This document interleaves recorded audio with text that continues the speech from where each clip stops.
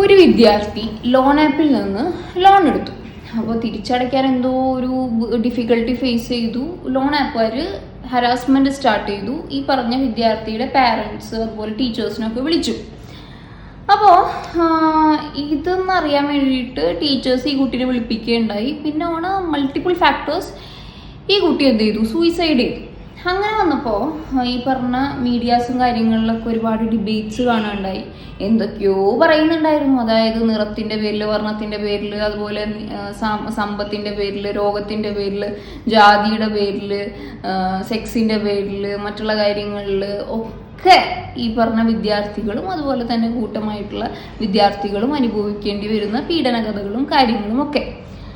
അതിൻ്റെ കൂടെ നമുക്ക് കുറച്ച് കണക്കുകളും കാര്യങ്ങളൊക്കെ അവർ പറയുന്നുണ്ടായി. അതായത് നാഷണൽ ക്രൈം ബ്യൂറോ റെക്കോർഡ്സ് പ്രകാരം ഒരു വർഷം 13,000 കുട്ടികൾ, സ്റ്റുഡൻസ് കേട്ടോ, ഇതുപോലത്തെ ഇമിനൻറ്റ് ഇൻസ്റ്റിറ്റ്യൂഷൻസിൽ പഠിക്കുന്ന കുട്ടികൾ സൂയിസൈഡ് ചെയ്യുന്നുണ്ടെന്നും 13,000 എന്ന് പറയുമ്പോൾ ഒരു മാസം 1000 ഏകദേശം. അപ്പോൾ 1000 എന്ന് പറയുമ്പോൾ ഒരു ദിവസം 38 പേര്, 38 കുടുംബങ്ങൾക്ക് ഇതൊക്കെ ബാധിക്കുന്നുണ്ട്. ഈ വക harassments, discrimination based on the sex, religion, caste, മറ്റുള്ള കാര്യങ്ങളൊക്കെ ഇത് ബാധിക്കുന്നുണ്ടെന്നുള്ളത് നമ്മളതൊന്നും ശ്രദ്ധിക്കേണ്ട.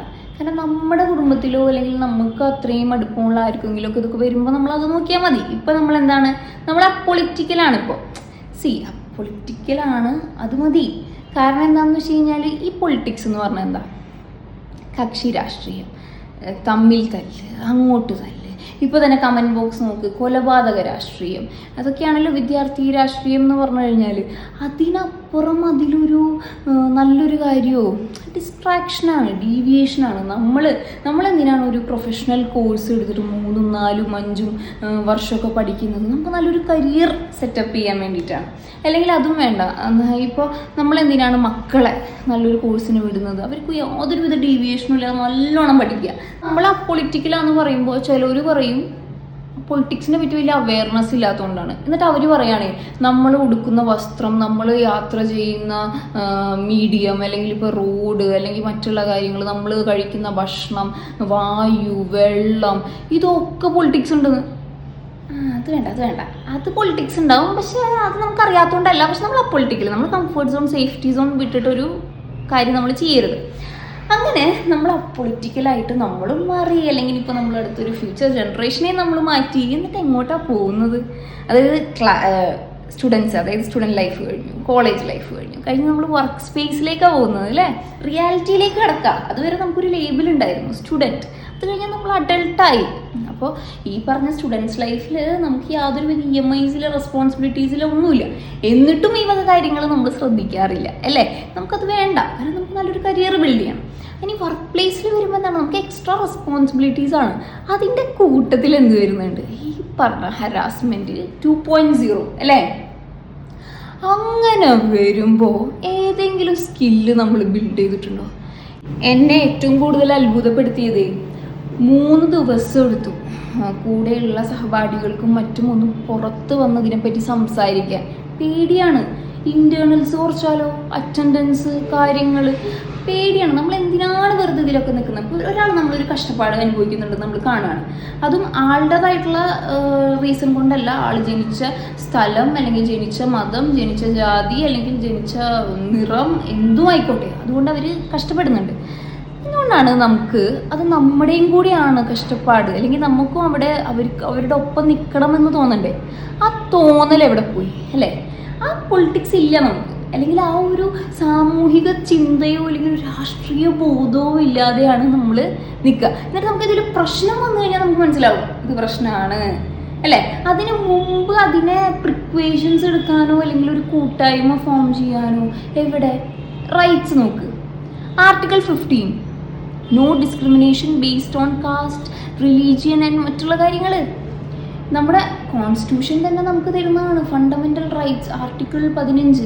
ഇനി ആർട്ടിക്കിൾ 17, അൺടച്ചബിലിറ്റി, കാസ്റ്റിൻ്റെ പേരിലോ മറ്റുള്ള കാര്യങ്ങളുടെ പേരിലോ ഒരു സോഷ്യൽ എക്സ്ക്ലൂഷനോ നടക്കാൻ പാടില്ല. Article 21, right to life, right to dignity അല്ലേ, നമുക്ക് മാന്യമായിട്ട് നമുക്ക് ജീവിക്കാനുള്ള സ്വാതന്ത്ര്യം. ഈ UGC റെഗുലേഷൻ നോക്ക്, എല്ലാ കോളേജുകളിലും അല്ലെങ്കിൽ എല്ലാ സ്ഥാപനങ്ങളിലും ഒരു ആൻറ്റി റാഗിങ് കമ്മിറ്റി ഉണ്ടാവണം, SC ST സെല്ലുണ്ടാകണം. ഇതൊക്കെ പേപ്പറിലുണ്ട്. നമ്മളുണ്ടോ? ഇനിയിപ്പോൾ നമുക്കറിയാം, ഇതൊക്കെ പേപ്പറിലുണ്ട്, നമുക്കറിയാം, നമ്മൾ ചോദ്യം ചെയ്തിട്ടുണ്ടോ? കാരണം നമ്മൾ ഒറ്റയ്ക്ക് ചോദ്യം ചെയ്ത് നമ്മൾ ഒറ്റയ്ക്ക് ഇതാവില്ലേ അല്ലേ? അതുകൊണ്ട് നമ്മൾ എങ്ങനെ ചെയ്യണം? നമ്മൾ കളക്റ്റീവ് ബാർഗെയിനിങ് എന്ന് പറയും അതിന്. അതായത് നമ്മൾ കൂട്ടമായിട്ട് നമ്മുടെ ആവശ്യങ്ങൾ രേഖപ്പെടുത്തുക, അല്ലെങ്കിൽ നമ്മുടെ ആവശ്യങ്ങൾ അറിയിക്കുക എന്നുള്ളതാണ്. അതിന് പോലും നമുക്കതിന് പോലുമുള്ള ചിന്തയോ കാര്യങ്ങളോ ഇല്ലാത്തതാണ് നമ്മുടെ അപ്പൊളിറ്റിക്കൽ അല്ലേ? ഇത് എൻ്റെ റൈറ്റാണ്, 10, 8, 9 നീ സ്റ്റുപ്പിഡാണ്, നീ ഇഡിയറ്റാണ്, നീ എന്ത് കാര്യമുണ്ട്, നീ ഇങ്ങനെ തന്നെയാണ്, നീ ഒന്നിനും കൊള്ളില്ല.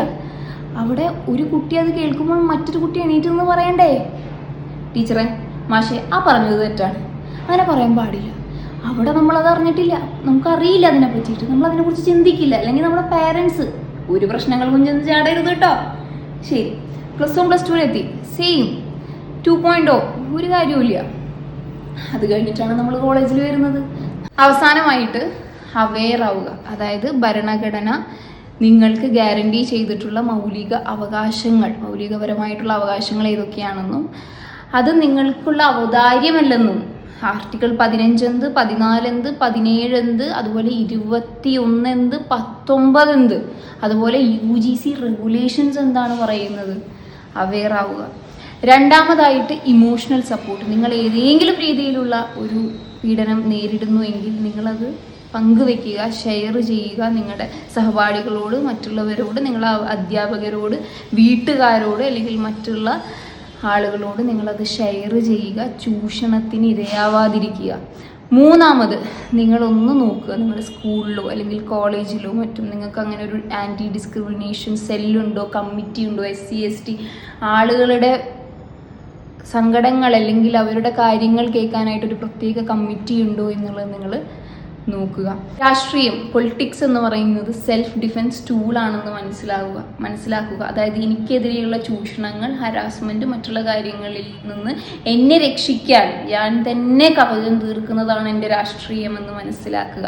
ചർച്ച ചെയ്യുക, സംസാരിക്കുക, ഉറക്കെ പറയേണ്ട സ്ഥലത്ത് ഉറക്കെ തന്നെ പറയുക, ചോദിച്ച് വാങ്ങേണ്ട സ്ഥലത്ത് ചോദിച്ച് തന്നെ വാങ്ങുക. അതായിരിക്കണം നമ്മുടെ രാഷ്ട്രീയം എന്ന് പറയുന്നത്. ഇനി മറ്റൊരാൾ സങ്കടത്തിൽ പോകുന്നതോ അല്ലെങ്കിൽ കടന്നു പോകുമ്പോഴോ നമുക്കത് നമ്മുടേതായിട്ട് തോന്നിയിട്ട് നമുക്കതിനൊരു പ്രൊട്ടസ്റ്റ് അല്ലെങ്കിൽ ഒരു കവചം അല്ലെങ്കിൽ അതിനെ അഡ്രസ്സ് ചെയ്യാനായിട്ട് നമുക്ക് ഓരോരുത്തർക്കും കഴിയട്ടെ എന്ന് മാത്രം പറഞ്ഞുകൊണ്ട് ഈ വീഡിയോ ഇവിടെ അവസാനിപ്പിക്കുന്നു.